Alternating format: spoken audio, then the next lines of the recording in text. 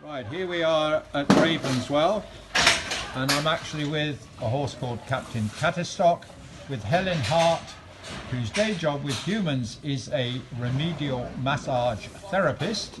So Helen, what is your title with horses? Well, with the horses it's kind of my hobby and my spare job, which at the moment with coronavirus it's pretty much all I can do. Right now we're in tier 3.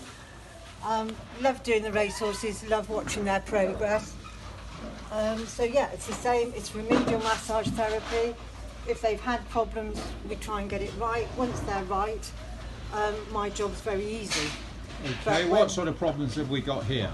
I treated him last week for his first treatment, so this is follow-up, so I'm hoping he's feeling better today.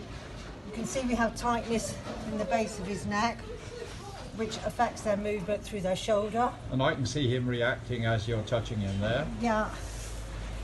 The back of this shoulder, you can see where I've been working, and it brings the blood flow to the area. You can see the reaction. This shoulder was very tight last week and we've still got some tightness here. Basically he was worse through his left side, which often happens. We'll then get a reaction between the front legs into the chest muscles, which that feels better than last week, so that's good. Yeah, and he's not reacting too much there. No, he's happier there, but still a lot going on in this shoulder.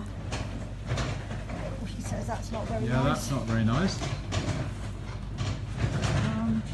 And how would this affect the way he might even run, gallop? They can work at home relatively well and it's hardly noticeable. When it starts to show is when you're running, because you're actually gallop, jump, gallop, jump, gallop, jump. Then they start to feel it in running. It will shorten his stride. He may jump to one way. If you see horses jumping out to the left, out to the right, it usually means there's a problem. And this is the sort of problem they might have. Yeah, we all see them jumping right and never know why. Yeah. And this is often when I get asked to look at a horse, is because they're jumping one way or they're hanging, as we call it, so they're trying to lean one way. Yeah, ouch. So we do this and we do some stretches as well. So yeah, my way of doing is basically my way of doing that I've learned from vet and chiropractor over the years that said I've done my job, it needs a massage. So pretty much self-taught, but having done the human course, at least I understand the body, where everything goes and what it's doing. What you're doing now, you do on humans. Yeah. Obviously, yeah. Yeah.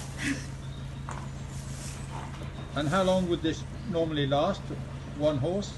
I can spend an hour on one, I can spend more than an hour. I spend whatever is needed, not like time's up. Often if it's a follow-up treatment, I might only be 20 minutes because this is the area I need to concentrate on. I'm hoping it won't be too bad in other areas. And so I try, the ones that have real problems, some are hard on themselves and they'll keep creating a problem. And that will be once a week, I'll do those for a little while. Horses that are in good order, I like to check them 3 days before a run. You know everything's right and you can go from one month to the next. Basically that's all they need. That's when they're in good order, and that's what we all want them to be. Yeah.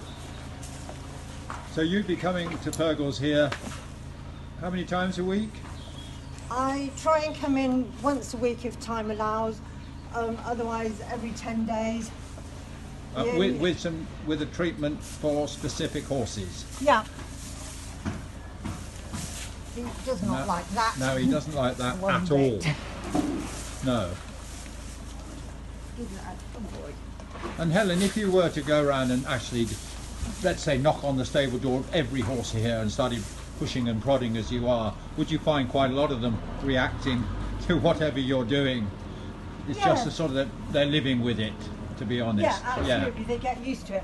And this was the interesting thing when I was doing a lot and myself learning in a big yard, doing them regularly. I got them to a point where really pleased with them, everything's great, and they're swing cantering. Their first piece of work they do, I check them again after that, and it's like, gosh, things start to show up that weren't there before, because as soon as they gallop, there's no hiding places.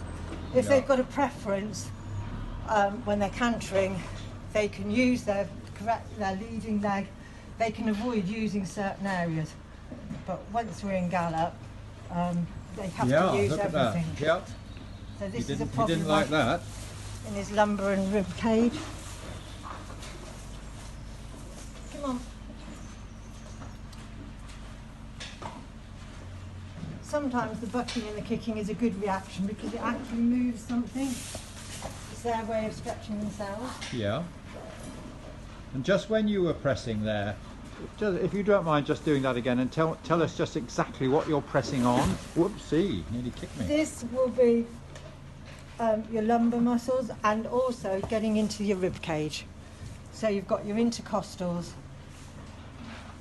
and that's what he doesn't like, when I get right close to the rib. We've all had spare ribs from the Chinese at times, when you think how little meat there is on spare ribs, so those muscles are so delicate and cause problem. Oh, yep. Yeah, if it was just in the superficial muscle rather than the deep, Yes. he wouldn't be reacting as much.